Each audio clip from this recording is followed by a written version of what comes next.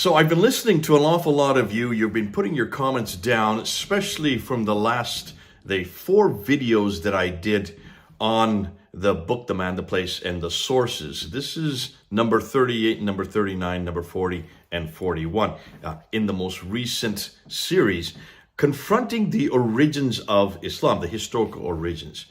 And many of you are saying, is there any way you can encapsulate all of those 4 into one video? And I said, yeah, it's an awful lot of material. When you stop and think, an hour for each one of those, 4 hours long, people will go to sleep. However, about 11 days ago, almost coming up to 2 weeks ago, I was in California, and Jack Hibbs, who is the pastor of Calvary Chapel Chino Hills, asked me to do a Wednesday evening talk. I was there for a conference, and I stayed along for Wednesday. And they wanted this material, the origins of Islam, in one packet, in one talk. And they were only going to give me 1 hour. 1 hour. Now, can you imagine taking what normally takes me when I teach it in my course, 8 to 16 hours, they wanted to bring it down to just 1 hour. So I did. And you're going to see what happens. So what I would say, and I'll say this to you like I did then, just put your pens down. Don't try to take notes. Don't try to keep up with me. I'm going to say that again at the beginning of this next talk. Just go ahead and listen. I want you to listen, and then I'm going to do a conclusion of it at the end of this. It's going to be fast, very quick. And let's see if it makes an impact on you in just one video, all of these areas, these 4 major areas that we are confronting Islam. Right, let's go back to Calvary Chapel Chino Hills in California about 11 to 12 days ago. I'm going to do something that's unique. I don't think it's ever been done before. I'm going to be shutting down Muhammad tonight and the Quran tonight and Mecca. And I'm going to do it all 3 tonight using only evidence from the 7th century. From the century where this man lived, from the century where this book supposedly was revealed, and from the century where this city existed. So bear with me, that's an awful lot to shut down, and I've got to do it in 1 hour. So I'm going to ask that you don't look at me. I want you to look at the screens, because we're going to zip through this material. Put your pens down. You're not going to keep up. Stop talking to your neighbors. They'll probably be looking up here instead. And afterwards, because of the fact that it's going to take a whole hour and probably a little bit more to do this, I want to hear what your questions are, but I can't do it from here. So we're going to shut down the meeting, and then I'm going to come back out here in the front. And if any of you have questions you want to throw at me, please do. So let's get right into the historical critique of Islam. A quick overview, emphasis on quick. So let's head on. What am I going to do? I'm going to look at 4 areas. I'm going to look at the problem with the sources, then I'm going to hit Mecca, go from there to Muhammad, and then from there to the Quran. We're going to end with the Quran because it's by far the most damaging material. Much of what I'm going to be introducing tonight, most of you have never seen before. And if you have, well, great, God bless you, because then you'll probably understand a little bit. But most of you, this will be new. What are the claims that the Muslims make concerning the standard Islamic narrative, S-I-N? Isn't that great? Sin. We're going to shut down sin tonight. The standard Islamic narrative are their traditions. This is what every Muslim needs to know. Though every Muslim, whether they are radical or nominal or liberal, how they walk, talk, eat, drink, sleep is dependent on those traditions, on the standard Islamic narrative. Now, they all believe, every Muslim would believe that Muhammad was the last and greatest prophet, born in Mecca in 570, died in Medina in 632, modeled Islam as a paradigm for the whole world, and received the Quran as his final revelation. Therefore, the Quran is his revelation, sent down between 610 and 632. It is the greatest, the only perfectly preserved revelation according to Islam, the final revelation, and it corrects everything that has gone before. Therefore, Islam, naturally, they would say, is their final religion based on Muhammad's life and saying, that's the Sunnah, and on the Quran's teachings. Conclusion? Well, obviously, they're dependent on 3 things: the book, the man, and the place. And that's what we're going to confront tonight: the book, the man, and the place. The book, the Quran, the man, Muhammad, and the place, Mecca. Since all 3 are foundational to Islam, without one of them, the others 2 fall. We should investigate all three, and we're going to do that tonight. But in the 7th century, and in the central part of Arabia, the Hijaz, where Mecca and Medina are placed. To do that, we need to start with the sources. Where are we going to go? Where did all these stories come from?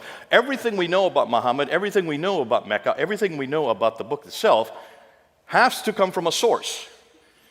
Now, let's go and look at that source, because this will underline why there's a problem with everything else tonight. Now, to be that, I want you to look at this map. Here's a map of the Middle East, of Arabia. According to the standard Islamic narrative, Muhammad's empire encompassed that brown area. So look at the brown area. That's what existed in Islam up until 632 when he died. Then what they tell us is the Rashidun period came into existence. That's Abu Bakr, Umar, Uthman, and Ali. The next 4 caliphs, they encompass that orange area. So there is the expansion moving out. And then you have the Umayyad dynasty, which is the first real big caliphate, according to them. That's the purple area. I don't care too much about the purple area tonight. I want to look at the brown and the orange area, okay? That's the area I want to look at. So from Tripoli in the west all the way to Afghanistan in the east, from Turkey in the north down to Yemen in the south. Bear with me, let's go to it. Now here's what they say. This is their narrative. This is not my narrative. They say that Muhammad was born in 570. The Quran was revealed beginning in 610. He then moves up and goes up from Mecca all the way up to Jerusalem, goes up to the 7 heavens, meets Allah, comes down, meets Moses, and finds out that he's to pray 50 times. Moses says, get it down. So he bounces back and forth between the 7th and the 5th heaven and gets it from 50 down to 30, down to 20, down to 10, down to 5 prayers. So that happens in 621.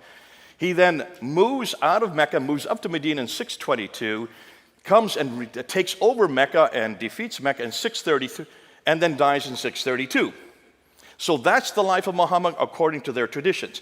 Once he dies, Abu Bakr takes over for 2 years. He dies peacefully. And then comes Umar, who takes over for 10 years. He does not die peacefully. He is killed.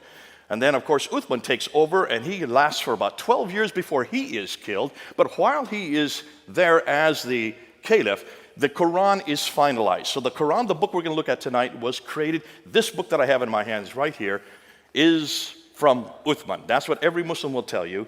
And then when he is killed, Ali takes over, and he only lasts about 5 years before he is defeated there at the Battle of Siffin by Muawiyah. So, conclusion, Islam was fully formed in the Hijaz by 661. That's what they say. Do you all believe that? We'll say yes for now, okay?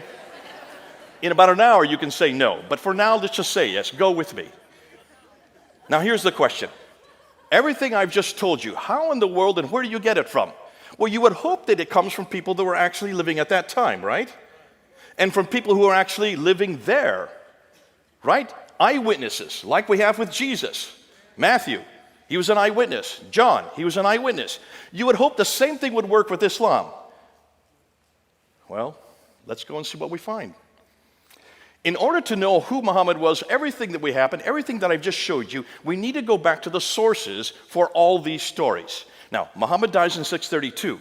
The first source we get are what we know is his biography, known as the Sirah. So who wrote the biography? Somebody who knew Muhammad, right? No. The first one they claim who writes it down was Ibn Ishaq, who died in 765. That's 130 years after Muhammad. Is there a problem there, folks? Okay, you're coming with me. Let's continue. But we don't have Ibn Ishaq. We have to go to this guy here, Ibn Hisham. He is the one that actually writes down what Ibn Ishaq says, throws out most of it, and only retains what he likes. He dies in 833. After him comes Al-Waqidi, who dies in 835. That's what we know about Muhammad. Nothing from Ibn Ishaq. So let's just get rid of Ibn Ishaq. Whoop, there he goes. But that's not the only thing we have. We have an enormous amount of material on Muhammad, on what he says. This is known as the Hadith. And the sayings, these are the sayings of what Muhammad said. They were first written down by Al-Bukhari. Now look at his date, 870. You thought Ibn Ishaq was bad enough. This is 240 years after the fact. And after him, there's others like Sahih Muslim, Ibn Dawud, you have Tirmidhi, you have Majah, you have Abda, and then you have Nasai. So those are the 6, what they thought authoritative hadith compilations that were put down. But look at, they're all in the 9th and 10th century, right?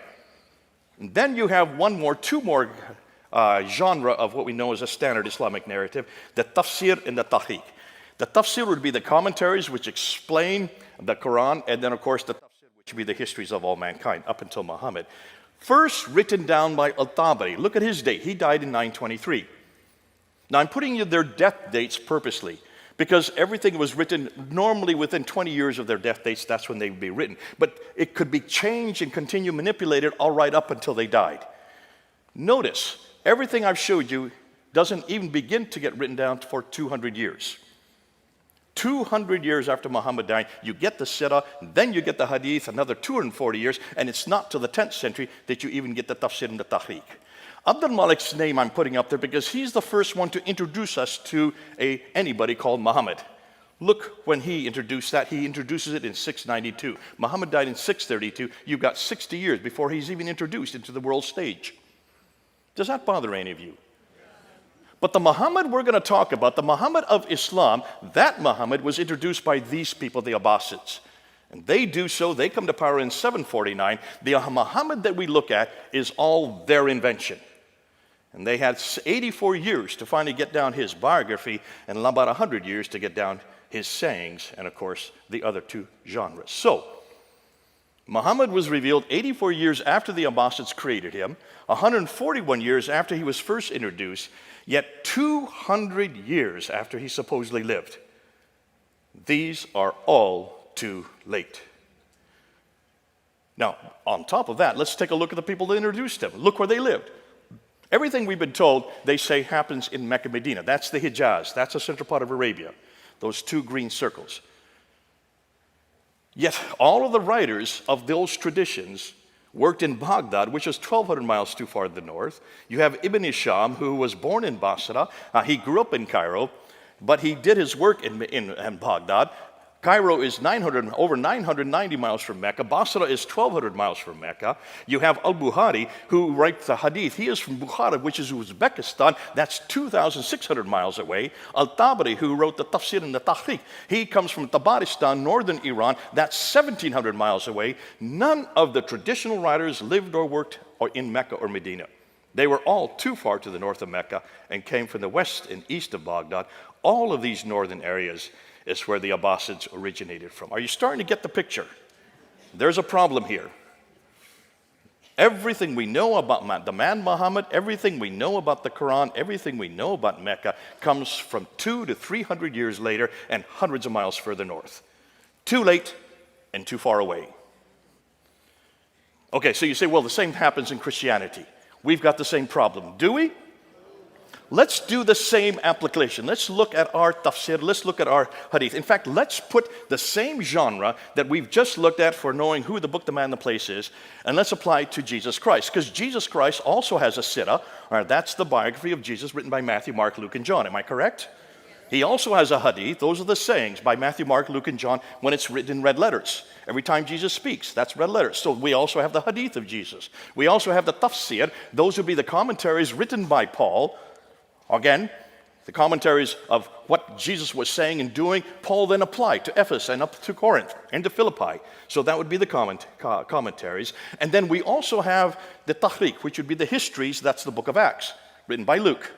So you have the exact same four genres in Christianity that they have in Islam. Now let's apply the dates for all of them. And I'm going to take the most liberal dates I can find. I'm going to step on all of your toes. Please don't get mad at me. I'm doing it for a reason. So let's look at, first of all, the Tahqiq of Jesus. The history of the early church written by Luke between 52 and 62 AD. That's within 20 to 30 years, you already have the Tahqiq of Jesus written down. When you look at the tafsir of Paul's letters, he was killed in 65 AD. He was writing within 15 years of Christ's death. So within 50 to 34 years, you already have Paul's commentaries, the tafsir written down. As far as the sirah and the hadith, the first writer to write them down would be Mark. 70 AD, that's within 37 years. You have Matthew and Luke coming right along, 80 years after, and then finally we end with John, who is the last to write the sirah and the hadith of Jesus. That's within 57 years. What that means is that within 29 to 57 years, all of Christ's hadith, sirah, tafsir, and tahqiq have been put together. All of the New Testament writers lived in the same place Jesus lived, and they either knew him personally like John and Matthew did, or they got the material from others who saw what he did and heard what he said, like Mark and Luke. You do a comparative between these two. When we compare these two different genres of literature, Christianity knows everything about the book, The Man and the Place, within 15 to 60 years. Islam has to wait 200 to 300 years. Which do you think is more authoritative? Look at the comparison, folks. Thank God we don't have that problem. As a comparison, if we were to depend on the sources for Jesus compared to what Muslims are dependent on for Muhammad, Jesus would not begin to appear until the 3rd century. How would we defend him? Yet no one's asking the same question of Islam until we are now going to do it tonight. So I'm going to make it one step further. Remember, I just got done telling you that Ibn Hisham wrote the Sirah of Jesus and he died in 833, and that's 200 years after the fact. You heard me say that, right? I lied. We have nothing from Ibn Hisham. Nothing has been written that was written by this man in the 9th century. So where did this book, this is the book you all have to read. If any of you do any study on Muhammad, you have to read The Life of Muhammad written by Alfred Guillaume. This is the standard work that everybody has to go to. Where do you think it comes from? It doesn't come from Ibn Hisham. It comes from this gentleman right here, Heinrich Ferdinand Wüstenfeld, a German scholar, an Arabist living in the 1800s, who for 2 years between 1858 and 1860 went to 4 different German cities, this is in Europe, to different schools and certainly different libraries, and he just started putting together everything he could find on this man named Muhammad.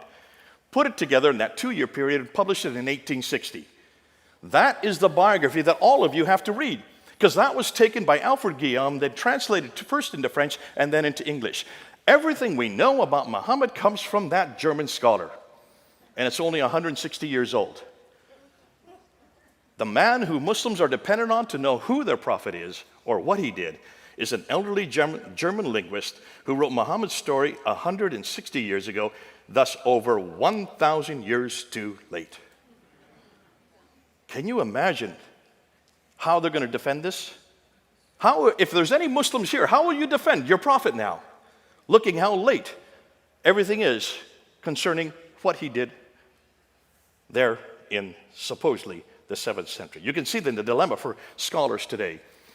Their conclusions are Islam as we know it did not exist in the 7th century, but evolved over a period of 200 to 300 years. The Quran probably was not revealed to one man in 22 years, like Muslims tell us, but likely evolved over a period of 50 to 100 years.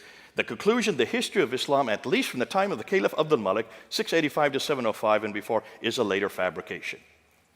A later fabrication.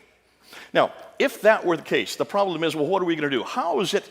You can see what their concern is. They said, well, where do we need to go? Well, I would suggest let's go back to the 7th century. Since we can't trust the 9th and 10th century for what Muhammad was doing or what the Quran was in the 9th and 10th century, let's go back to the century Muhammad lived. Let's go back to the century if Mecca existed. And let's go back to the century that book was written.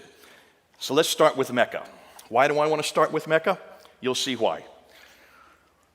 Mecca is enormously important. Remember, Islam is dependent on 3 legs. You take out one of the legs, the other 2 collapse. So if you start with the book, the man, and the place for the 3 legs, if you start to confront Mecca, it starts to teeter. Once you shut down Mecca, everything else collapses. Because if there is no Mecca, then it doesn't matter who Muhammad is or what the name is or where you find him, he's not in Mecca. Right? And if he's not in Mecca, then what Muhammad are we talking about? And it doesn't matter what Quran we're looking at, it's not from Mecca. If it's not from Mecca, bingo, then you got a different Quran. So let's shut down Mecca first. Let's begin with Mecca and let's see what we can find. Now, this is what they claim. According to the traditions, according to the standard Islamic narrative, Mecca is where Adam and Eve are thrown down to. In chapter 7, verse 24 in the Quran, they're thrown out of the Garden of Eden down to Mecca. So obviously, this is the oldest city in history, right? You have to have people to have a city. And there's no one before Adam and Eve. So it's obviously the oldest city in history. It's where Abraham lived according to chapter 21 of the Quran, verse 51 to 71. That's 1900 BC. Therefore, it had to have existed then. Sorry, let's go back. It's also the center of trade, north, south, east, and west. So it should be one of the best known and best documented places in history. Now, it's also, according to the Quran, the center of history. But here's the problem. Open up the Quran and see if you can find that word Mecca in it. You'll only find it one time, in chapter 48, verse 24. So it's not a book, it's not a place that's referred to very often, except for once. It's the place of the prophet. So let's look and see what it says about the place of the prophet in the Quran. Well, that's the mother of all settlements, according to chapter 6. It's where Adam and Eve were cast to, according to chapter 7. It's where Abraham lived, according to chapter 21. It's where Muhammad was born. And it was also where Mecca became the center of the Qibla, the direction of prayer, according to chapter 2. Now, the above imply people have lived there from the very beginning. Yet the only reference we can find is chapter 48, 24. If it's such an important place, why is there only one reference? If you look at the traditions, which are written much later, they're written in the 9th and 10th century, Mecca now does exist. That's not a problem. But take a look at where it places it. Notice what the traditions say. This place of the prophet, which is Mecca, is in a valley and has a parallel valley. It has a stream. It has ruins of a pillar of salt right outside it. It has fields and trees and grass and fruit and clay and loam and olive trees. Folks, that looks like it's pretty verdant. Am I correct? Lots of vegetation, lots of water. Look at Mecca. There's no streams. There's none of these in Mecca, and there never has been. Historically, it's never had water. So obviously, whatever the traditions are referring to, it's not the Mecca we know today. When you look and unpack the Quran, and you look at it, you will notice that an awful lot of it refers to geographical locations, 65 geographical references, but only 9 places are named. And over again, it refers to these people from Ad. 23 times these people from Ad, that's the biblical Uz. 24 times the people from Thamud, that would be the Nabateans. That's 7 times the people from Midian, they're the Midianites. But take a look at the map and see where they're all placed. They're up in Jordan. Mecca is at the very bottom of the map. Do you see it down there? There's 600 miles. If this prophet were having daily contact with these people from Ad, Thamud, and Midian, he'd have to have a helicopter or a jet to get up and back in 1,200 miles in just one day. They didn't have helicopters back then. Can you see a problem, folks? Obviously, whoever this prophet is who's having this relationship with all these people either had to live up there or this is nothing more than fiction. When we look at the prophets, prophet after prophet, Adam and Eve, Seth, Ishmael, Noah, Hud, Saleh, Queen of Sheba, Daniel, they were all buried in Mecca. Over almost 300 prophets are buried in Mecca. Now, when they're buried in a kneeling position so that they continue to be preserved in that kneeling position. If that were the case, then they still should be there today. Am I correct? So look at all the enormous amount of building that's going on around Mecca. That building that you see there, that tower, is the 4th highest building in the world. When you look at it, you will notice all the buildings around it. You have to have huge foundations in order to build something that high. As they're building these foundations, they should have come across one prophet. They haven't found one, suggesting that none of these prophets were buried there. If the above were true, this would mean that almost all of the Bible would have to be rewritten, as all of our prophets are 600 to 1,000 miles further south. So when is the first reference you can find to Mecca? It comes from the Apocalypse of Pseudo-Methodius Continuato Byzantia Arabica, 741 A.D. Muhammad died in 632, if he even lived. That's over 100 years later that we get the first reference of him. What about the maps? Is Mecca on any map? Ptolemy is the best source to go to because he wrote the geography of Arabia, and there are those who've taken his geography and put maps together, like Reinhard Holle in the 1400s. Notice when you look at the map, Mecca is not there. Here's another one put together by Laurent Fries in 1541. Notice Mecca's not there as well. Here's another one putting what Ptolemy said, put together in 1571, put together by Sebastian Munster. Same problem. Mecca just doesn't exist on any of these maps. Here's a 7th century map that has been redacted back to the 7th century. Did you see Mecca on it? I don't. Here's another one, redacted back to the 7th century. Can you find Mecca on any of these maps? Not one. So certainly Ptolemy didn't know about this place. When you look at the Qiblas, these are all the direction of prayers. Now remember, in chapter 2 of the Quran, all the Qiblas were directed to Mecca according to the Quran itself. Dan Gibson, who's done the best work on this, and he has gone through over 100 mosques, and he's gone to all their Qiblas, and notice what he has found. From the 7th century up until the 8th century, up until 706, every Qibla is facing Petra. Not one Qibla is facing Mecca. We're in the 8th century. We still can't find any mosque facing Mecca. It's not till 715 that the first mosque faced Mecca. What does that tell you? For 100 years, they never knew where Mecca was. In fact, look where all these qiblas are. They're right there in Medina, in China, in India, in Syria, in Egypt, in Israel, in Jordan, all over the world. And yet none of them seem to know where Mecca was. For over 100 years, they didn't know where Mecca was. Were they that inept? Or did Mecca even exist? Now we come to the trade route theory, and this is where Montgomery Watt has helped out the Muslims. He tried to help them out to show that you can find Mecca if you just look at the trade route. The trade went through Mecca. Now the trade used to go this way, right up through the Persian Gulf, to Basra, across Iraq, across Syria, over into Lebanon. But then you had the Sassanians who started warring against the Byzantines. And for 200 years, from the 5th, 6th, and 7th century, they shut down the Persian Gulf because of these wars. So the trade had to be rerouted. So what Montgomery Watt says is they went from India. And remember, all the trade's coming from China and India. They can't go north because of the Hindu Kush and the Himalayas. So they come across the Arabian Sea. They come to Aden there in the south. And they go zip 1,250 miles up to Gaza in the north. Now notice Mecca's halfway. And so he said Mecca controlled that trade, and that's how Mecca became important. How many of you believe that? No one's going to raise their hands? You know why? Because I'm going to shut it down. But I'm not going to shut it down. Dr. Patricia Corona shut this down. This woman, Danish, read and wrote 15 archaic languages. How many of you could read and write 15 archaic languages? Probably the greatest scholar of her day. She just died a number of years ago. She was my authority. She was the one that helped me when I started my doctorate there in United Kingdom.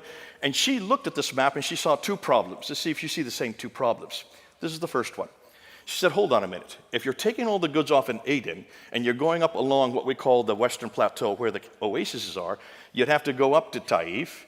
And then from Taif, you have to go down to Mecca, 3,000 feet, and then from Mecca, you've got to go back up to Yathrib, and then from Yathrib on up to Tabuk, Khaybar, and then on up to Gaza in the north. Do you see a detour there? Can you see the detour? Let me emphasize exactly why she's saying this. Let's look at this topographical map, and let's just put these cities that are on the trade route. There's Aden, there's Sana'a, there's Najran, there's Taif, there's Yathrib, Tabuk, Petra, and then on up to Gaza. You notice they're all on the Western Plateau. Are you seeing that? Can you see it from this topographical map? So where's Mecca? Bingo, right there. 3,000 feet down from Taif. Let me give you another map. Here's another one, a topographical line map. There's Aden, there's Sana'a, there's Najran, there's Taif. Now you can see Yathrib, there's Tabuk, Petra, and Gaza. So where's Mecca? Bingo. Now can you see? It's way off the Western Plateau. It had no water. Why would you go from Taif down 3,000 feet to a city or a place that had no water and no food for your camels, and then come back up 3,000 feet to get up to Yathrib? So that was the first problem.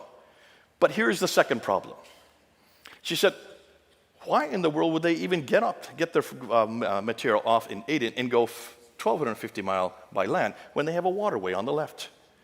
Why wouldn't you just stay on ship? Even today, look how all our goods are sent all over the world. They're sent by ship, are they not? It's the cheapest way to send anything. And you've got the Red Sea there on the left. So why didn't they go on the Red Sea? Now, she's clever because she reads and writes 15 languages. She went back to all the trading documents from the 2nd, 3rd, 4th, 5th, 6th, all the way up to the 7th century, something no Muslim has ever done. And she wrote a book called Meccan Trade and the Rise of Islam in 1987 and got death threats because of what she found. This is what she found. She said, when you go and watch the trade, it comes across the Arabian Sea over to Aden. Yeah, it did stop in Aden. They would get provisions there. But it did stop there. They wouldn't take off any goods there. They would go up into the Red Sea. They would go to Agilis, and she found Agilis over and over again. And then from Agilis, went up the Red Sea, on up to Petra, and then from Petra to Gaza, and then from Gaza right across the Mediterranean world. That's what she found. But she didn't go far enough. That was in 1987. We have found something else. See, what she didn't realize is what part of the Red Sea and what side of the Red Sea did they go up? To do that, you need to look at topographical maps from space, and you need to see where the channels are. Do you see the dark blue line there, right in the middle of the Red Sea?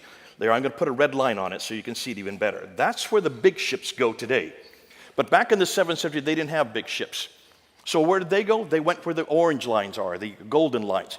Those are the channels that the boats use. Notice they're not on the Arabian side, they're on the African side. Am I correct? So, unlike the East Arabian shore, which was arid and dry with no fresh water and thus few people, the West African shore had plenty of fresh water and had larger populations. What's more, the West Coast had easily accessible ports. We know their names. Here they are.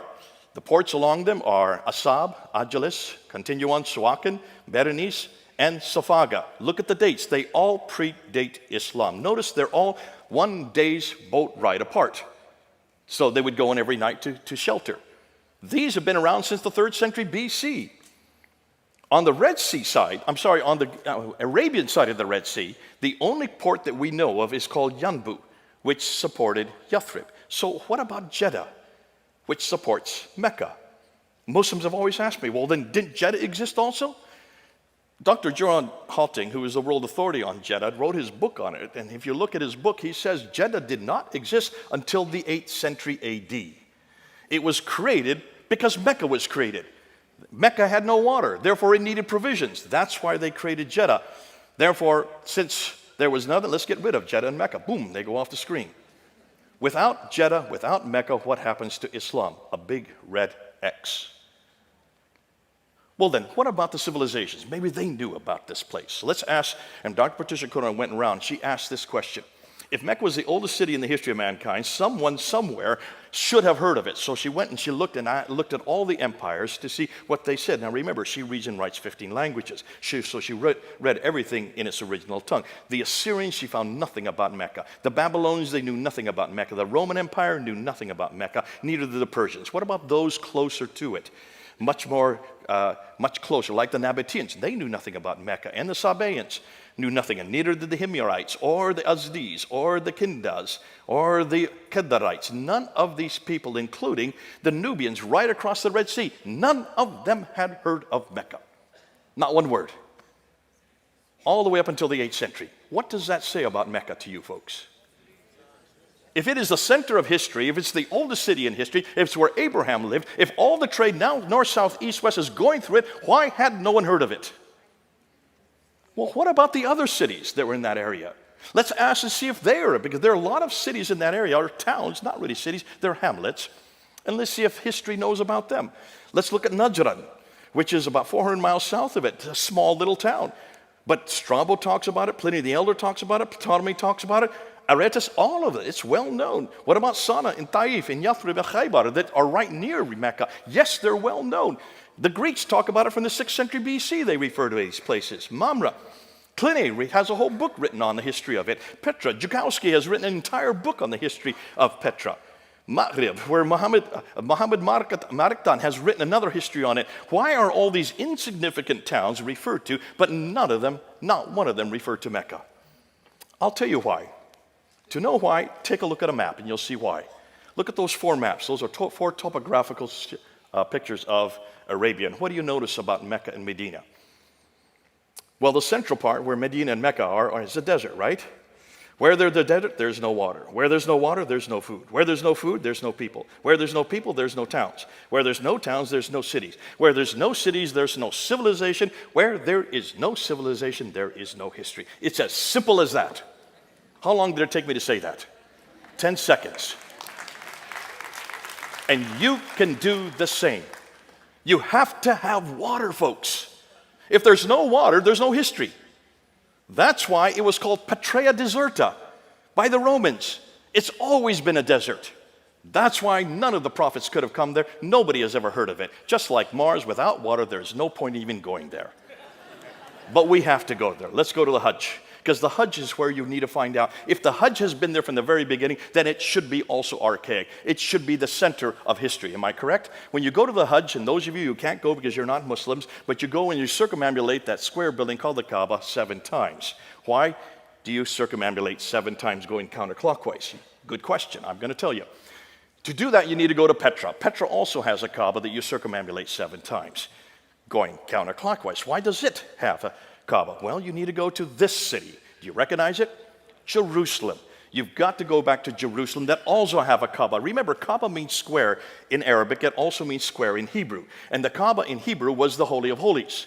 And the Jews would circumambulate it 7 times going counterclockwise because of Jericho.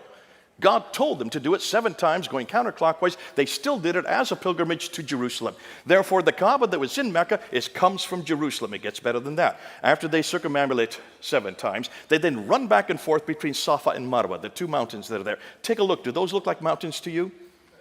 They're only about 20 feet high. You can climb on them as kids. Those are not mountains. Those are rocks. They're called Marwa and Safa, and the Muslims run back and forth 7 times. Why? Because Hagar is in the desert. She's thrown out of Mecca by Abraham, who's living in Mecca. She runs out of water. She needs to find water for Ishmael. She runs back and forth 7 times between 2 mountains. Folks, those don't look like mountains to me. In fact, hold on a minute. They're only 100 feet away from the Kaaba, which is in the center of Mecca. If she's out in the desert and she can't find water, then what is she only doing 100 feet away? Why don't she just knock on any door and get some water for the neighbors? Can you see there's a problem here, folks? This is not the original Marwa and the original Safa. This is nothing more than a facsimile. This is nothing more than when you go to Las Vegas, you'll see an Eiffel Tower there, right? That's not the original Eiffel Tower. You'll see a pyramid there. That's not the original pyramid. They're nothing more than facsimiles. That's what you're looking at. So where is the original Marwa and Safa? Though some people think it's in Petra, you need to go to Jerusalem. Go to Mount Moriah, where the Temple Mount is. What is the name for Moriah in Arabic? Marwa. You go down to the Kidron Valley and go back up to Mount Scopus. That's what the pilgrims all did. And what is the name of Mount Scopus in Arabic? Safa. So the original Marwa, the original Safa are in Jerusalem. God bless the Muslims. All they did was plagiarize. Everything is plagiarized in Islam. When you look at the Hajj, you can see that the Kaaba is plagiarized. You can see that the Safa and Marwa are plagiarized. You can see that the hill of Arafat, I don't have time to get into it, that's plagiarized. You can see the Jamarats where they throw 49 stones. Why 49? Because it's a multiplication of 7, which is the holy number in Judaism. They've just plagiarized from the Christians. You look at the Zamzam well, that is the same thing, the same word that is used for the well there in Siloam, the pool of Siloam in Jerusalem. And then we get to the black stone. Thank God this is not plagiarized. What in the world is the black stone doing there? On the eastern corner of the Kaaba. Every Muslim, as they circumambulate, they kiss the stone so that they get their sins forgiven. Who can forgive sins but God? This is idolatry, folks. And it's at the very seat of Islam. The very center of Islam is based on idolatry. If Muslims say God is one, then what's that stone doing there? That does not come from Jerusalem. To understand that, I'm not going to go into it because I see I'm running out of time. I need to keep going. Look and go up on Fander Films. We've got all of it up there. We're now unpacking all of this material so you can see it. So can you see? No one could find Mecca place in the Quran. Crone pretty much debunked the trade route theory. Gibson debunked the Qiblas. Crone also debunked, she not only debunked that, but she also debunked the maps, and then we debunked the trade route going through the Red Sea, and then of course the 5 stages of the Hajj. Though Mecca has existed since Adam and Eve in Surah chapter 7 verse 24, there is no evidence of it anywhere until 741. And everything we now find in Mecca, we could find previously in Petra, and now even earlier in Jerusalem. You ready for Muhammad? What do we know about Muhammad? Well, last and greatest prophet according to Islam, modeled Islam for the world, received the Quran, has a final revelation. Everything we know about him we can find in the Sirah of Ibn Hisham, but as I now said, it looks like that comes from a German scholar named Wustenfeld. And the Hadith of Bukhari, we don't have anything from al-Bukhari until the 11th century. And the 8 of his 9 volumes don't appear to the 16th century. The same problem we're having with the Quran, we'll get to that in just a bit. Now, is he referred to in the 7th century in the time period he supposed lives? If he did exist, someone should have known about him, right? Or said something about him. So what we need to do, let's start with the coins. Because the coins, if there's any caliph coming to power, the first thing a caliph will do, or a king will do, will mint coins with his name on it, his image on it, and also what denomination he belongs to, what religion he belongs to, and the date of the coin, right? That's what they all do in those ancient days because they didn't have newspapers, they didn't have TV, they didn't have radio. They knew that everybody would touch coins. So let's see where the mints are. According to Islam, everything that the caliphs did was in Medina, which is in the south there in Hijaz. But when you look at the mints, notice where all the mints are. The mints are all up there in Syria, Jordan, and Israel today. Those are the western mints. What about the ones in the east? They're all in what is today Iran and Iraq. There are no mints whatsoever where they're supposed to be. All the coins were minted too far north. Did I not say that earlier, too far north? What's interesting is, when you look at the coins themselves, the conclusion is none of these mints were in the Hijaz, and instead they were too far north, possibly because the Hijaz was a desert with no water, and where there is no water, you know the rest of the story.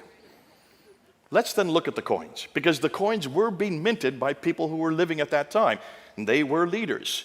Notice that when you look at the mints, look at the coins from the 7th century, 620, 630, 640, 650, up until 661, you notice that almost all the coins are Christian.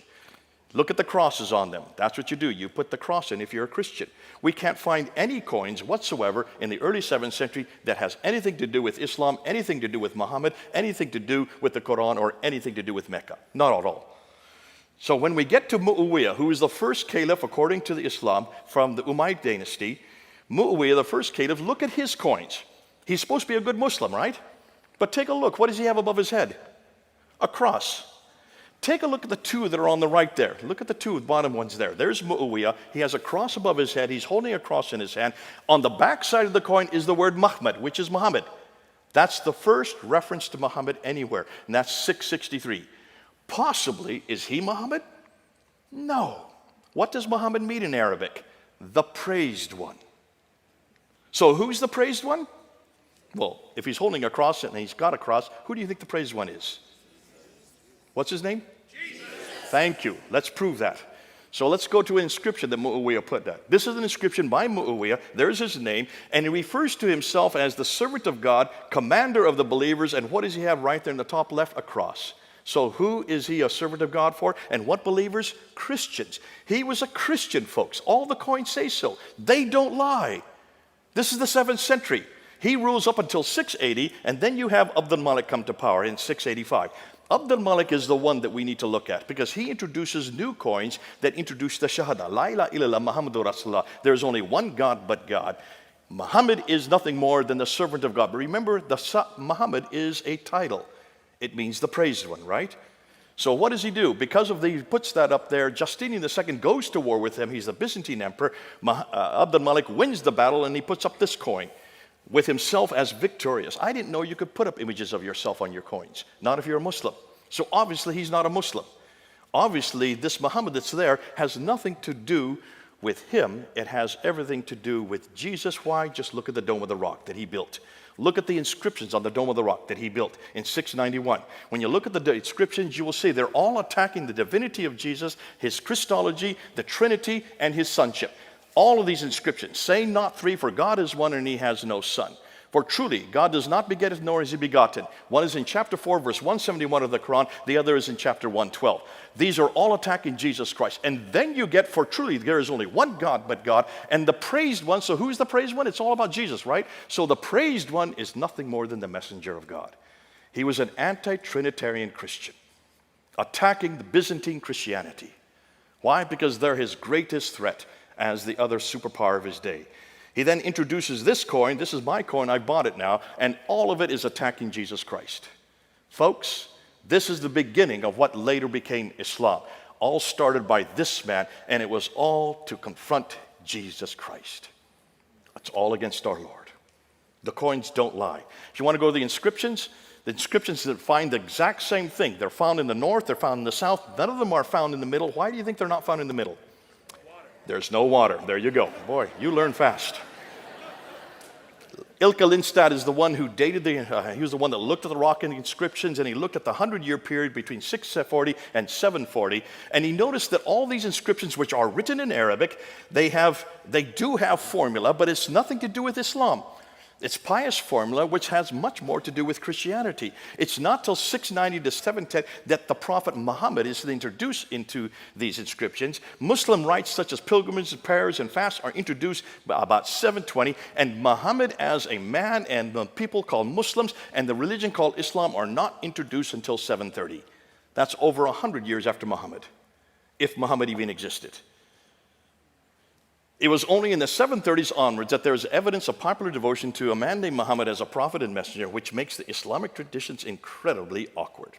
There is a 100-year silence prior to this that indicates that Islam did not exist as a distinct religion until long after the time of Muhammad, which cast doubt on whether he had any part in starting Islam. I'm going to go through these real quickly. I just want to show you, what about the references to Muhammad in the 7th century? There are major references. There are 4 of them. Only the 4 references. Take a look at every one of these references to Muhammad in outside sources. Take a look. He is known as the Tayyaye de Muhammad. Muhammad the Tayyaye. Who are the Tayyaye? They were Lockmans. They lived in Iraq. So obviously the praised one is from Iraq. Look where Iraq is on a map. It's over 600 to 1,000 miles further north. What about in 636, the Arabs of Muhammad, which is in Yarmouk? Where is Yarmouk? It's north of Israel. So obviously, this is way too far north. Muhammad never went to Israel. I don't remember him ever being to Iraq. 660, Sabaeus talks about the Ishmaelite called Mahmed, who was aligned with 12,000 Israelites.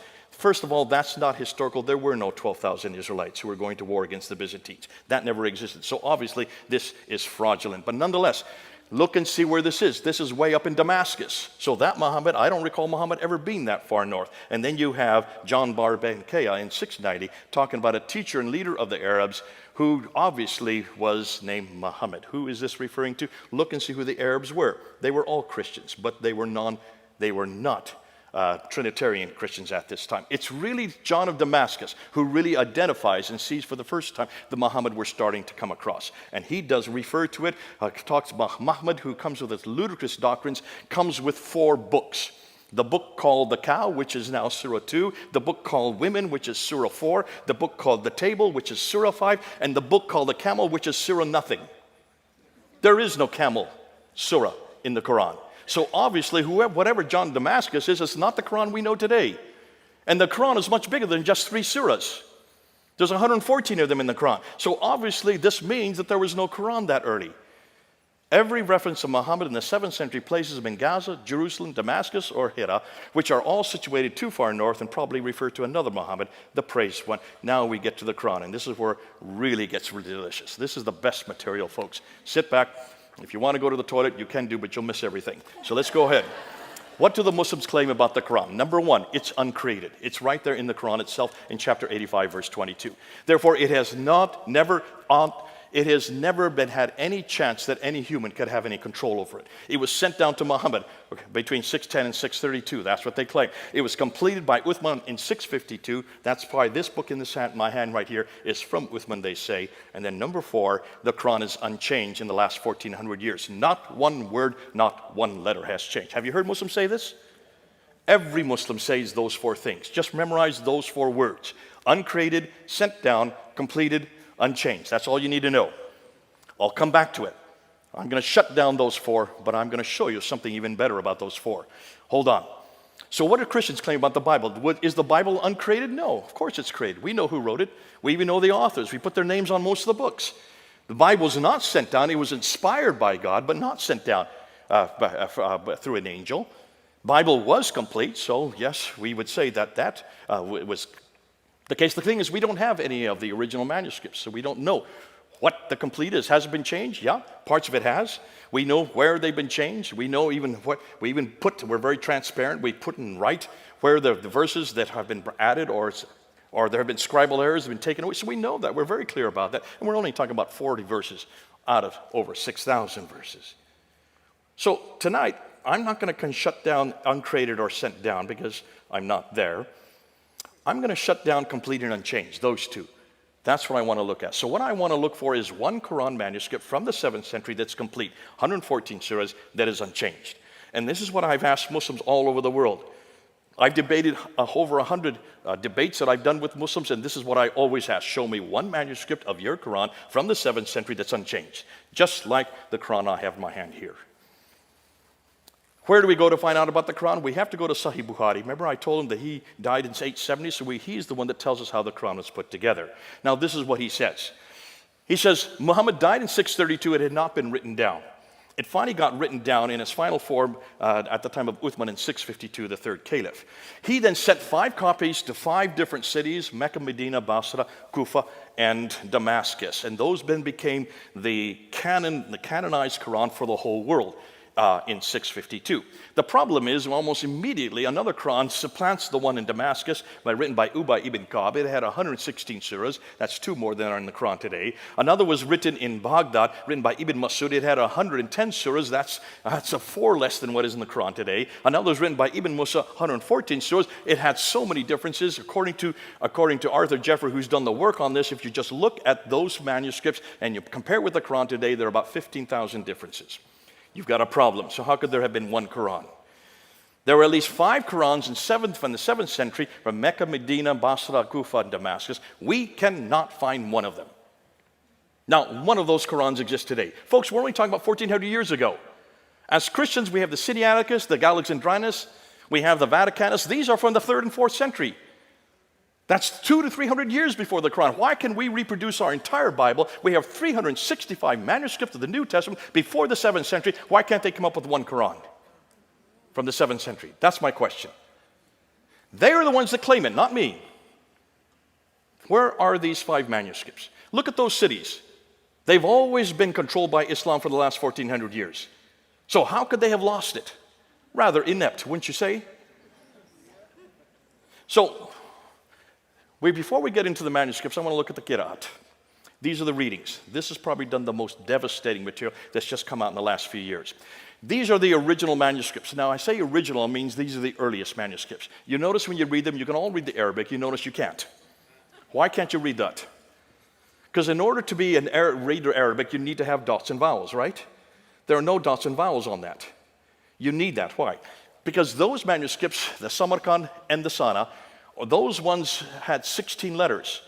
But you can't read it today unless you have vowels to help you out, or dots. Today there are 28 letters. So obviously another 12 letters were added. Why? Because of the dots. Now there are 6 letters that don't require dot, like the Aleph, the Kaf, the Lam, the Mim, the Nu, Ha, and the Waw. The other 22 all require dots. What am I talking about? Well, take a look at one smiley face. One smiley face is usually the root of most letters in Arabic. If you put 1 dot up, you have a na. 2 dots above, you have a ta. 3 dots above, you have a tha. 1 dot below, you have a ba. 2 dots below would have a ya. Na, ta, tha, ba, ya. 5 dots were added in the 8th century, not in the 7th century. Now I can read it, but that didn't exist in the 7th century. Not in those manuscripts you just saw. Hold on, what about dialectical differences? You need to have 3 vowels to have dialectical differences. So you need to have a dama, which is the u sound. You need to have a kasra, which is the e sound. And you need to have a fatha, which is the a sound. Those were only added in the late 8th century and the early 9th century. So you've got a problem here. Because suddenly you have Abdul Malik who comes to power and he wants to create a Quran because he's now introducing a prophet. A prophet has to have a book. So what do? You have to borrow right, left, and center. But the problem is you're borrowing in Arabic and you don't have any Arabic that has dots and vowels. So you decide to write your Quran with your dots in it and you call it Hafs. You decide to write you're supposed to be a male, but let's say pretend you're male today, and you call it Warsh. And you decide to write your Qurans and you put your dots and vowels wherever you want to. You live in Kufa, you live in Cairo, you live in Damascus, and you put your own dots wherever you want to, and you put your dots where you want to. Suddenly we have 4 different Qurans, right? In 4 different cities. Well, that starts to proliferate.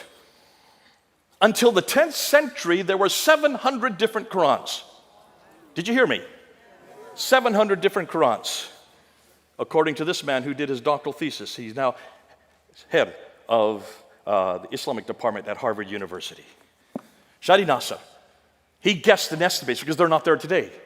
Now, you've got a problem. All these Qurans, none of them are agreeing. You've got a difficulty. So Ibn Mujahid, a man in the 10th century, was given the responsibility to choose 7. But before we do that, notice, if dots are in different places with different vowels, just with 3 different one of those little smiley faces, you get 19 different words.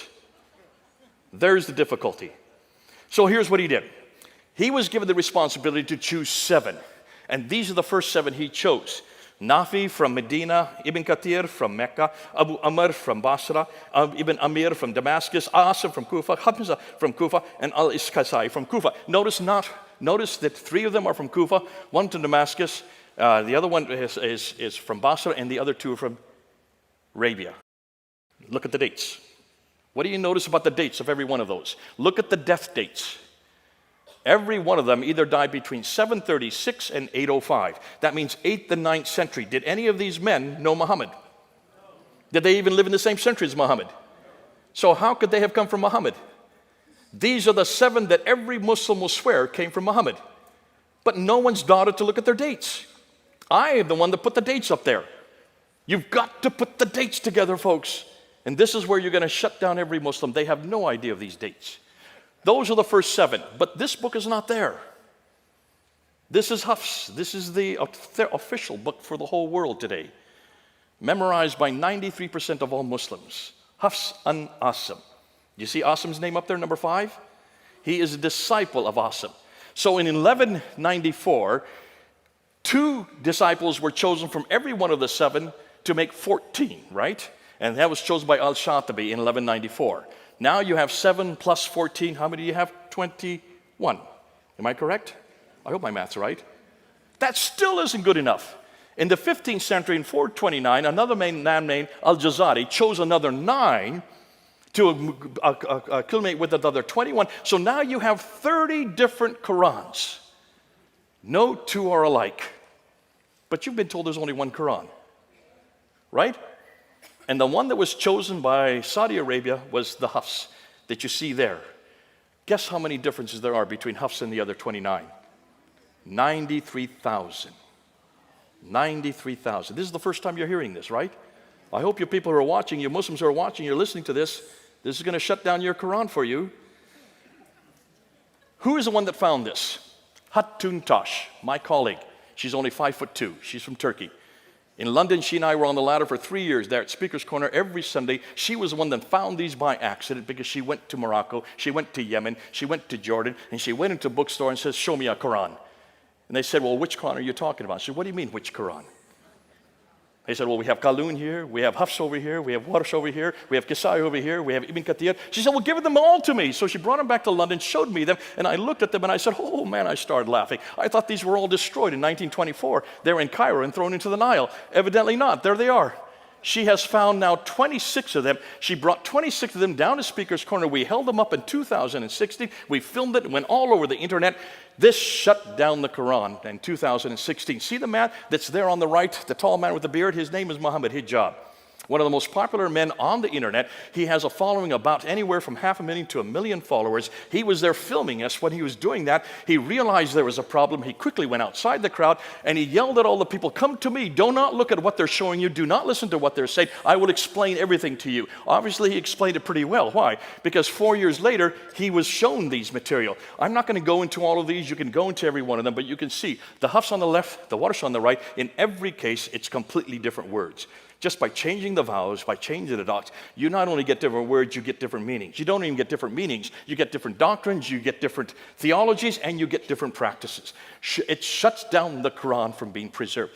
Obviously, these are all done by man. There's a problem there. And so he came to this man who's the leading authority there on the right, Yasser Qadi, there in Houston, and he said, I have a problem. I'm going to put my hand out here, and this is a blank piece of paper. Which Quran are you going to write on it? Which is the one that's eternal? Which is the one that was revealed to Muhammad? Tell me, which one of it? Remember, he was the one that told all the Muslims. He was going to explain it to them. Yasser Qadi says, we do not talk about this in public. This is the most difficult problem for Muslim scholars for the last 1,000 years. He said, we have a respect for the Quran. There are certain questions we don't ask. So Muhammad said, well, is that the problem you had when you were at Yale University getting your doctorate on this in 1995? Is that where you had a crisis of faith? He said, no, not crisis of faith, crisis of knowledge. Notice the difference. He said, in the West, the scholars have come leaps and bounds in the last 100 years. And they're looking at you, pointing to Muhammad Hijab in the East, they're looking at you like the emperor with no clothes. Why? Because your standard narrative has holes in it. What narrative? Standard Islamic narrative. S-I-N. Has holes in it. Well, we know sin has holes in it. But can you see what happened? This was only a 28 long, this was really a question that was happening. It was an interview for 28 minutes. He didn't know we were all watching this. He said, I never have talked about this for 25 years. I will never do a lecture on this. So Muhammad Hijab put his hand out a second time. He said, you've got to tell me which is the one that's eternal. Because the Quran says in chapter 85, 1 and 22, that this book is eternal. The Quran says in chapter 10, verse 15, and chapter 18, verse 27, that no man can change one word or even one letter. It says in the Quran, chapter 15, verse 9, that Allah protects his word. Which is the one? Yasser Qadi, after 28 minutes, finally had to give in. And he finally had to admit, they're all the Quran. All 30 of them. You take a little bit of Qalun, you take a little bit of Warsh, you take a little bit of Hafs, and you just mix them out, and that's the Quran we have today. I started clapping. I was watching this live. I said, Yasser Qadi, you have no idea. You've just now admitted that there are 93,000 differences. I'm going to show you these two right here. These are two of them right here. There's the Hafs, here's the Warsh. You can buy these on the internet. This is the one that is memorized by 93% of the world's population. This is memorized by 3% of the world's population. This is from Egypt. This one is from Kufa in Iraq. There are 5,000 different words between these two books. I'm holding them right here. This shuts down the Quran. Within 2 weeks, if you looked at their sites, there were hundreds of Muslims that said, we're leaving Islam because of what you have said. And our blood is going to be on your shoulders. They had to shut down those comments. Within 2 months, they had to take that video off of both their sites. But I've got it. David Wood has it. Hatun Tosh has it. And every June 8th of every year, we bring up that interview once over again and show the whole world. You cannot say that this comes from God. You cannot even say it comes from Muhammad. You can't even say it comes from Uthman. This has been changed and manipulated from the last 1,400 years. Now let's get to the manuscripts. Because the manuscripts we do have. Now, we have 8,500 Greek manuscripts, 10,000 Latin Vulgates, another 9,000 in 11 different languages. That's roughly 24,000 to 25,000 manuscripts of the New Testament alone. Am I correct? Just say yes. How many manuscripts do they have that are early? 6. You want to see them? There they are. The Topkapi from Turkey, the Samarkand from Uzbekistan, the Ma'il in London, the Petropolitanus, I'm sorry, I'm going the wrong way, from France, the Al-Huzayni there in Cairo, and the Sana manuscript, the most exciting, there in Yemen. I'm not going to unpack every one of them. These are the ones we're debating. I did a debate on these 6 manuscripts in 2014 with the world's leading scholar, Dr. Shabir Ali. He could not answer one question because he never looked at these manuscripts. I have 3 of them, the facsimiles of 3 of them in my office.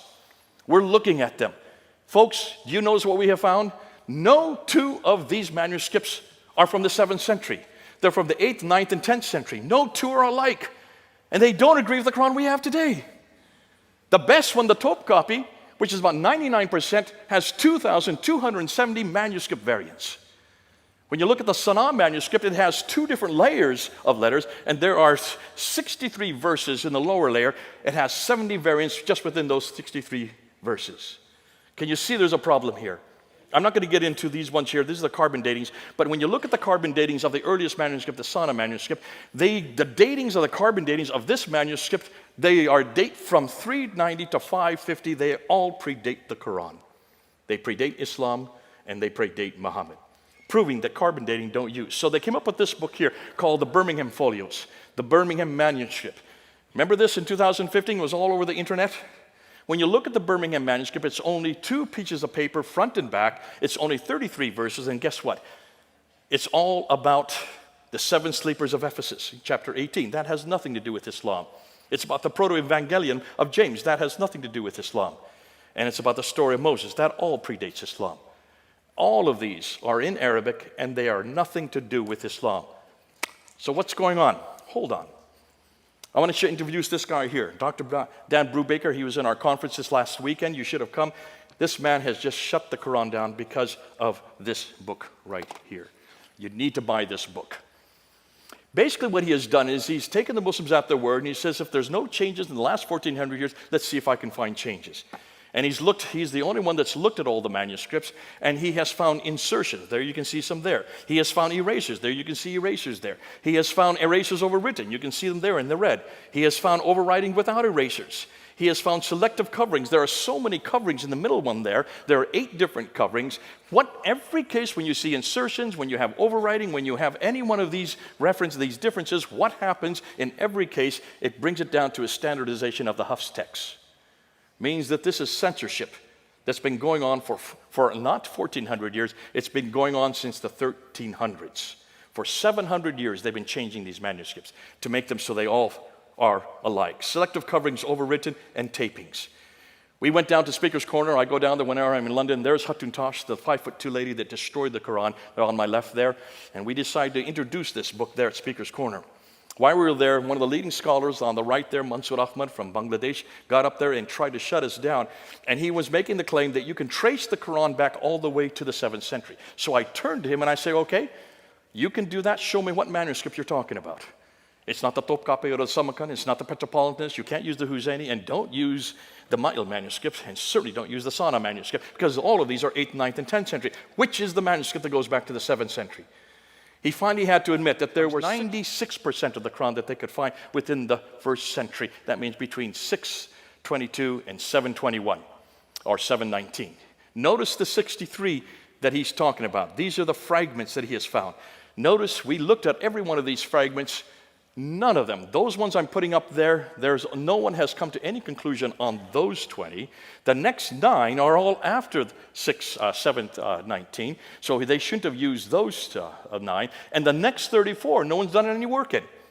Which means he has basically, what the Muslims have done, they've just created manuscripts or fragments. Most of these are just 1 or 2 verses. They've tried to come up with 63 to come up with 96% of the Quran, and none of them can be used from the first century of Islam. Ooh, I love it. It makes my job so easy. Thus, none of them are really valid, since all of them are either later or tentatively dated or have no supporting evidence. So, where did the Quran that we have in our hand, where did it come from? This book right here. It was chosen in 1924 by one scholar named Muhammad al-Husseini al-Haddad. Why? Because they were having such problem amongst the high school kids there in the city of Cairo. They were having 30 different answers for all the questions. They went to Muhammad al-Husseini al-Haddad and said, choose one, and he chose this one. What did they do with the other 29? Threw them into the Nile, like I said earlier, thinking that would get rid of them. They didn't count on Hatun Tash, 5'2" lady. They decided to find them in 2013. Nonetheless, that was so successful of choosing one Quran that by 1936, it was then chosen as the Quran for the entire country of Egypt. By 1985, the Saudi Arabian government saw how successful that model was, so they chose it for the whole world in 1985. How many people are older or were living in 1985? Just raise your hands. That means every one of you who's raising your hand is now older than the Quran. Oh boy, that must make you feel old. But now we're coming to the best. This is the last thing. And this is lovely. See, you'd like to know where the Quran really comes from, right? I'd like to know where the Quran really comes from. Because if you're having to put together a book because a man has been chosen who writes the book, you don't have anything at hand. What are you going to do? You're going to borrow, are you not? So this is exactly what happened in the 8th, in the 9th, in the 10th century. But what did they borrow? Let me introduce this man here, Dr. Gunther Lulling, who was a German scholar. He did his doctorate in 1970, and as he looked at the Quran, he noticed that there was some beautiful poetry in the Quran. He said, I've seen that before. So he took those 5 dots off, and he took the 3 vowels out, and replaced them with Syriac and Nabatean dots, put the Syriac dots back in, and put the vowels back in. And guess what he found? That these beautiful poetry were Christian hymns, written by Christians, about Jesus Christ. This was found in 1970. As a result of that, he was such an embarrassment for the academia there in Germany that though he received in his doctoral the Examen Opus, which is the highest grade you could get in Germany, which means that you should be given a professorship in any university of your choice, he was thrown out of academia and he went into obscurity for 30 years. Lived on welfare with his wife. I met him in 1998. I said, could I see your doctorate? I took it back to England and I got it from German and put it into English. Now remember, when he writes, one sentence is 400 words long. That's how the academics do it in Germany. We had to bring it down so people could manage it. We got it written in English. They would not publish it there in Germany, so that he had to get it published in India. But because of that, there you can see it right there. The challenge to Islam for Reformation. Don't read that. You should read the small print. He then was resurrected because it was all over the English-speaking world, and he died a happy man in 2014. Now, Dr. Christoph Luxemburg decided to go one step further. He's also a German, but that's not his real name, because he will be killed for what he has found. He decided to do what Gunther Lulling did, but he decided to look at the dark passages. 25% of the Quran no one understands. Not even the scholars understand it. 1/4 of the Quran, even the scholars don't understand. Did you know that? Can you understand the whole Bible? Certainly you can. When Jack Hibb gets up here, does he open the Bible? Please say yes. Does he read it? Please say yes. Does he unpack it for you? And does he apply it to your lives? Why? Because you can understand every word of it. And you can understand it in English, right? Thank God for our Bible. But see, you can't do that with the Quran. You can't do that with the Quran. You can't understand these 25. So what are you going to do? Well, he decided to do what Gunther Lulling did, and he took and went to every one of those passages, And he went through 7 layers. I won't go and unpack each one of them. He went through 7 layers, taking off the vowels, taking off the dots, looking at the lexicons, looking and seeing if he could find any Arabic words. He couldn't find any there. So he went to Syriac, put the dots back in, put the vowels in, and he went to the lexicons in Syriac, and guess what he could find? He could reproduce all the 25%. All the dark passages he was able to reproduce. But what did he find? Once he took the Arab Quran and put it to its Aramaic roots, all the dark passages were Christian lectionaries, Christian homilies, and Christian hymns. Every lectionary, homily, hymn was about Jesus Christ.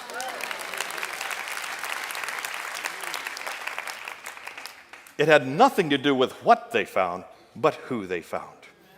Folks, there are 4 textual evolutions. I'm not going to go with them tonight, but can you see what we're doing? I want to ask the same question of the Quran and come to the same conclusion. Remember I said at the very beginning, the Muslims have 4 things that they demand of the Quran. It must be eternal. It must be sent down. It must be complete and unchanged. I think we shut that down tonight, have we not? And we would not say the same thing about our Word of God, the Bible. But hold on a minute. Is the Bible the only Word of God we have? Don't we have someone who's also called the Word of God, the Logos? Jesus Christ? Let's apply those 4 to him. Is Jesus Christ eternal? Yes. Number 1. Was Jesus Christ sent down? Yes. Number 2. Is Jesus complete? Yes. Number 3. Is Jesus unchanged? Yes. Absolutely. Everything the Muslims need, we've got. Thus, the 4 criteria Muslims are looking for in their Quran as their primary revelation, we already have in Jesus Christ, our primary revelation. Folks, we need to bring them home to a much greater and a better revelation. And what's his name? Jesus. What's his name? Jesus. Oh, I love it. What a name. Let's pray. Our Heavenly Father, as we've gone and we've unpacked these 3 areas, we've looked at the book, The Man and the Place, we've also looked at the sources. Lord, when we look at these and we realize just how hopeless and impractical Islam is, when we look and see that this is not a man who lived in the 7th century. Oh, there were many people called Muhammad, the praised one. Of course, possibly even you were called that when you were here.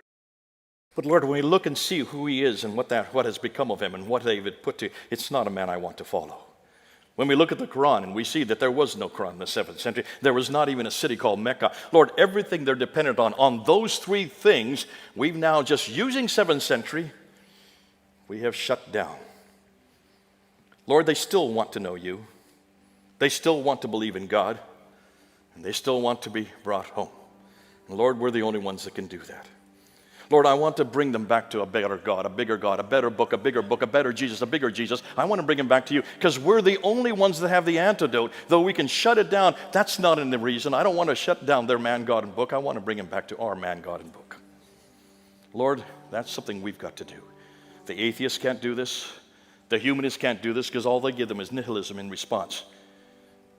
I love these Muslims. They're my favorite people. I've worked with them for 40 years. I wouldn't be wasting my time if I didn't love them. I want them to know you. And the only way I can do that is to bring them back to you.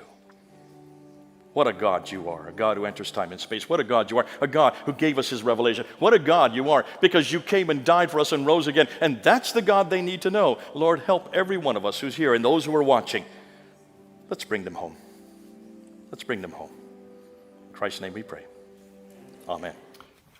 In that talk there that you just saw, I wasn't able to go to the conclusions of the entire talk, which I want to do now. So let's go and conclude the whole area, the 4 areas. And we looked at the problem with sources. We looked at the problem with Mecca. And we looked at the problem with Muhammad. And at the very end there, the problem with the Quran. My remit in that talk, and it's the same one that I have here, was to investigate both Mecca, Muhammad, and the Quran. When we looked at the sources of all 3, it was obvious that everything that Muslims are dependent on for their book, their man, and their place are based on traditions we noted as a standard Islamic narrative, which are 200 to 300 years too late. They were all from sources that were hundreds of miles away way up in Baghdad, hundreds of miles from people that live even further away, not from Mecca, Medina, and who never knew the Prophet himself. When we looked at Mecca specifically, we started that. It probably proves to be the biggest problem for Muslims. Why? Well, Mecca is a place you can look at today, and that's why we can go back to it, though we can't go there physically, but we can go back and look at its antecedents and any historical support we can find for it.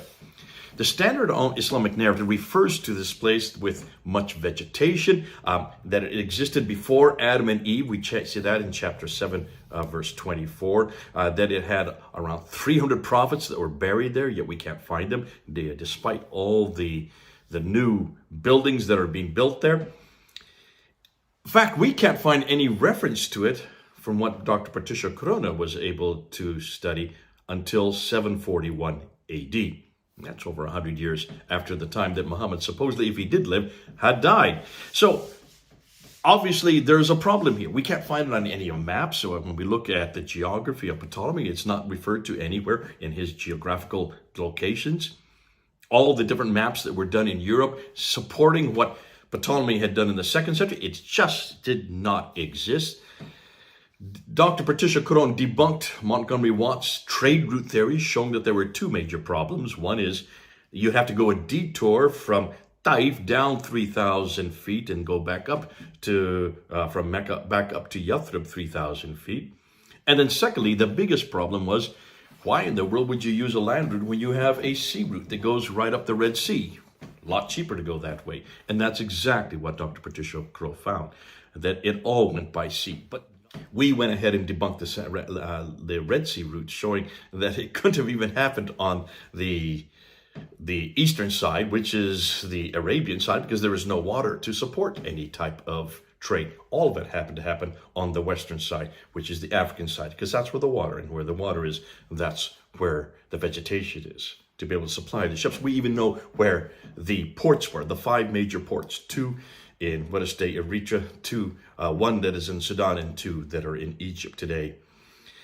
All of the 7th century Qiblas, and this is what Dan Gibson did, all of the 7th century Qiblas are facing Petra up until 706 AD. That means up until the 8th century. It's not until 715 that we get the first Qibla, the direction of prayer for any mosque that is facing Mecca, suggesting that for 100 years they didn't know where Mecca was. They were not putting and gearing their mosques in that direction. If fascinating, when Dr. Patricia Corona looked at all the surrounding civilizations, the ones that were far away and the ones that were close by, none of them, not one of them, knew about this place called Mecca. And when we looked at the stages of the Hajj, we only looked really at 2 of them. When you look at all the 5 stages, you will see that they have antecedents, possibly from Petra, but more than likely from Jerusalem and further afield. When we looked at Muhammad, we looked at the coins, and we wanted to see the coins. Why? Because the coins don't disintegrate, they don't deteriorate, and the coins are great windows into that area, because they are always minted by the caliphs or the leaders or whoever it is that is in authority in that area and that time. And they would always put their face, their image, their name. They would put where they were minted, and they would always put a icon of what religion they followed. And when you looked at all the coins from 620, 630, 640 up until 650, they were all Christians. There was no one called Muhammad on these coins, no caliph called Abu Bakr, Umar, Uthman, or Ali. We couldn't find any of their names on any of these coins. And there was nothing Islamic at all about these coins. Even when we got to Muawiyah in 661, who ruled from 661 to 680, all the coins that he had showed that he was a good Christian. He had crosses on his head, and he was holding a cross. Remember that one that we showed about Muhammad, the name Muhammad? But there's a cross right next to it, and there's also a cross on the head of Muawiyah. And who is that Muhammad? Obviously, that must have been Jesus Christ. And we can see that from the inscriptions on the Dome of the Rock that were then introduced at a later time. We looked at other inscriptions, and we noticed that when you look at the inscriptions, looking at Lindstad's research, there is nothing about Islam at all in the 7th century. It's not to the 8th century, about 720, 730, that you start to even get any notion of people who were in contradistinction to Christianity. And what's fascinating, even the names of Muhammad starts to appear as a prophet, possibly almost at the mid part of that century, then introduced as a full prophet by the Abbasids themselves, according to the inscriptions. Fascinating when we look at all the references to Muhammad that people have been able to find to try to shut down this whole debate. Every one of them are all referring to a person way too far in the north, or it refers to someone else who is known as the praised one. That's what Muhammad means in Arabic, the praised one. Looking at the Quran, and this is probably the most devastating material, the 6 earliest manuscripts prove that men created 6 different Qurans between the 7th and 9th century. The Birmingham Folios prove that these 3 stories in chapter 18, 19, and 20, they have nothing to do with Islam. They all predate Islam. And they're stories about the 7 sleepers of Ephesus, the story of Jacob, of Sarug, and you have the story of Moses. These are all in Arabic. That would make sense. And they are, well, for the story of Moses is from 1400 BC, but the others are from the 2nd century AD and from the 6th century AD. So they were well around. They were well used. And they only make up 33 verses out of 6,000 verses in the Quran, or even over 300 verses in just those 3 chapters. When we came to the Qira'ats and the Ahruf, these are the ones that Hatun Tash found when she was traveling in North Africa, when she was able to find 26 of these different readings, these Qira'ats, and we held them up there in 2016 at Speaker's Corner. That caused a furore all across the Muslim world. So much so that Muhammad Hijab, who was standing right there in that audience, when he 4 years later had this infamous interview with Dr. Yasser Qadi and put his hand out and says, which of these is the one that's in heaven? Which of these is the one that's from the eternal Quran? Which of the one is the one that Muhammad received? Yasser Qadi would not answer. He did not even want to talk about it, saying that this is the most difficult problem for Muslim scholars for the last 1,000 years. Finally, after 28 minutes, where he even insisted that for Muhammad Hijab, those of you in the East, as he says, your standard narrative has holes in it. And that's where we coined that phrase. Standard, what narrative? Standard Islamic narrative, S-I-N, has holes in it. After 28 minutes, he finally, flustered as he was, finally agreed that all of them are the Quran. A little bit of Hafs, a little bit of Warsh, a little bit of Qalun, a little bit of Kasai. Just mix them all around and you get all these 93,000 differences as part of the Quran. Enormous backlash because of that interview back in 2020, with hundreds of Muslims have now left Islam because they now realize the Quran cannot be preserved, was not preserved, and certainly not every letter and every word. Now, going into the Qira'at problems, remember they tried to get rid of them back in 1924 by dumping them into the Nile and preserving only one, the Hafs. When you dump the 29 Qira'at variants into the Nile in 1924, that proves that when Muslims find problems with their Quran, they either burn them, or they wash them, or they erase them, or they cover them, or sink them to destroy the evidence. That's all they can do with them, and that's the problem right there. When Dan Brubaker came with his book on the consonantal variants, the consonantal variants predate and precede the variants on the, as far as the diacritical marks. These consonantal variants, these are consonantal texts. These are the earliest manuscripts. And he has found up to 4,000 of these consonantal differences which have been erased, decreted. Some of them have been written over, others have been taped over, proving that the Quran has been changed in the last 1,400 years. The 63 fragments employed to find just 96% of the Quran proves that they still cannot find a complete Quran for over 100 years. As their fragments are tentative, or they just have no sources.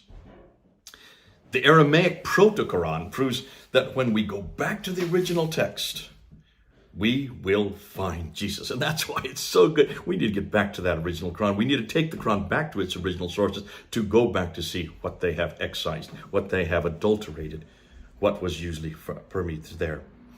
Obviously, you need to have an overview. What exactly is going on here?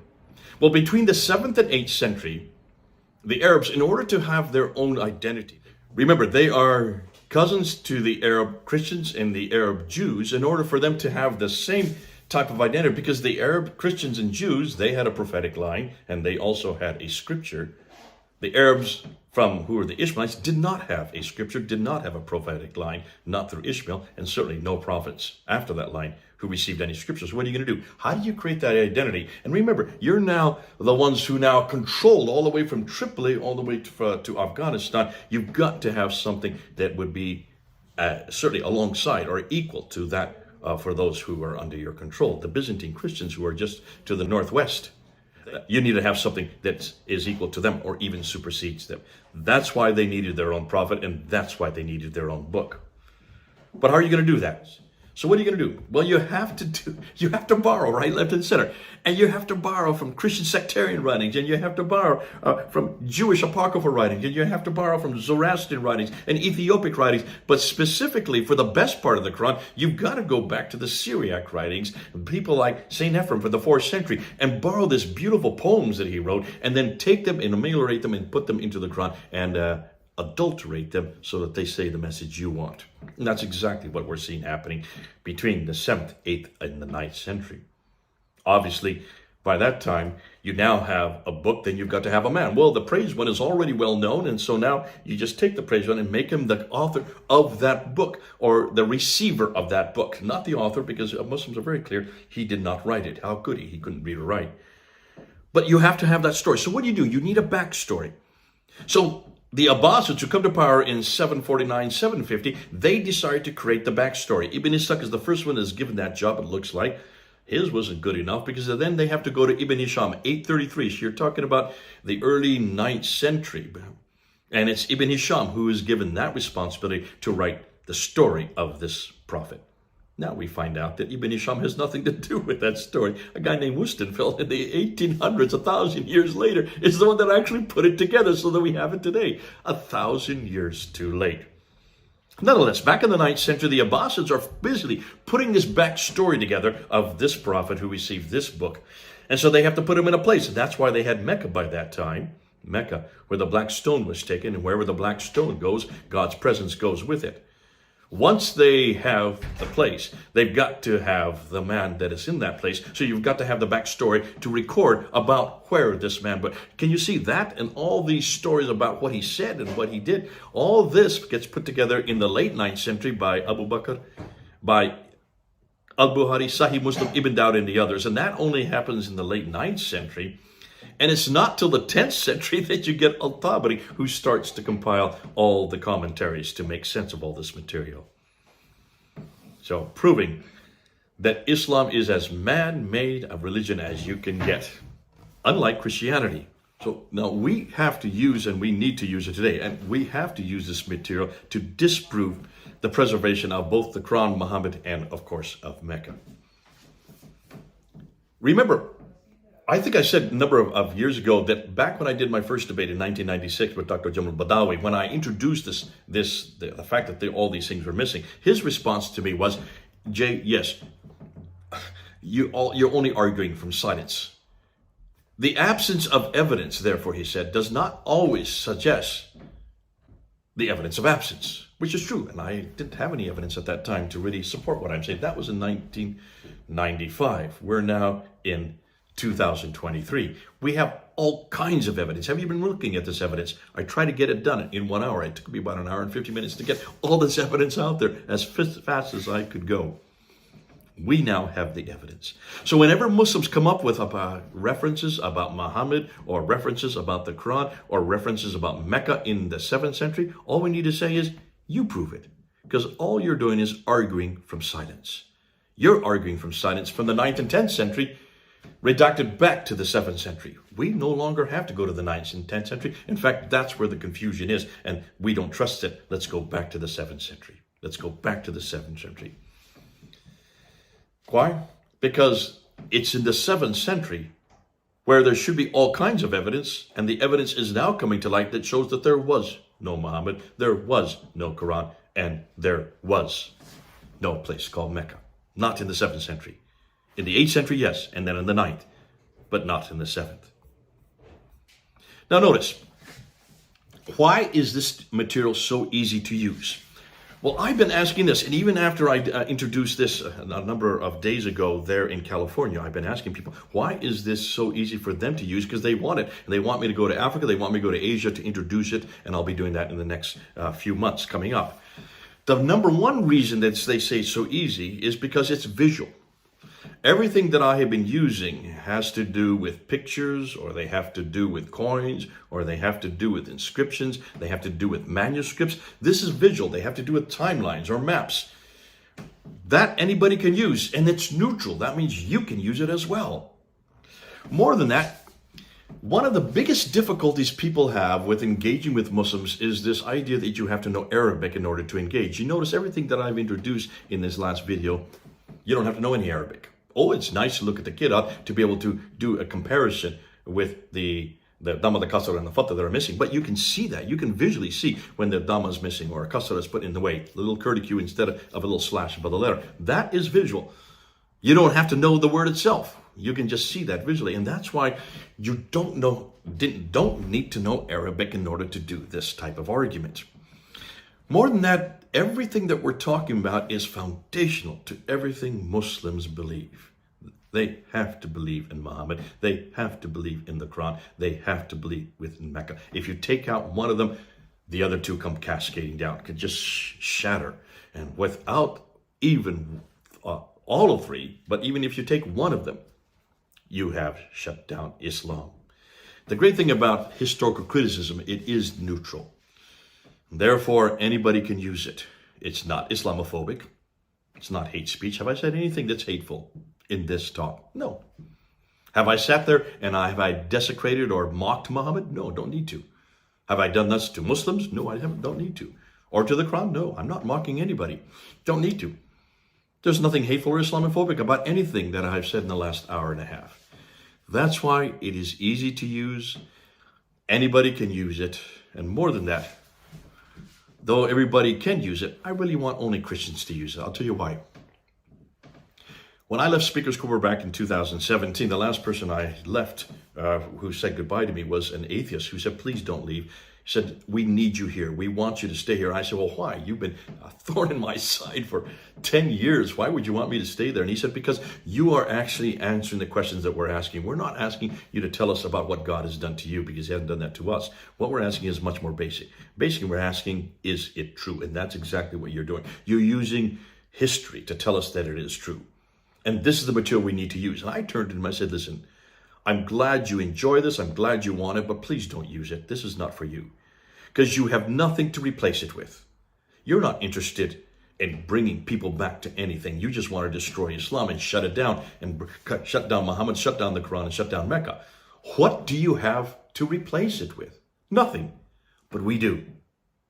And that's why this is really something that Christians must be engaged with. It's really our debate. It's really our material to use. Why? Because we have something to give Muslims. If we shut down Muhammad, we have Jesus Christ to give them. If we shut down the Quran, we have the New Testament, the gospel of Jesus Christ to give them. If we shut down Mecca, we can bring them back to Jerusalem. We are the only ones that have the antidote. We have the only ones that have the answer. We are the only ones that have a response. And the response is a better book. Taken from the Quran back to the Bible. Taken from Muhammad back to Jesus. Taken from Allah back to Yahweh. And take them from Mecca and back to Jerusalem. We want to bring them home. And that's exactly why we need to use this. And I'm talking to Christians now specifically. You need to use this material. We don't want to make Muslims atheists and humanists. We don't want to make Muslims nihilists. We want to bring them home to a better book, a better man, and a better place. God bless you. This is Jay. Over and out.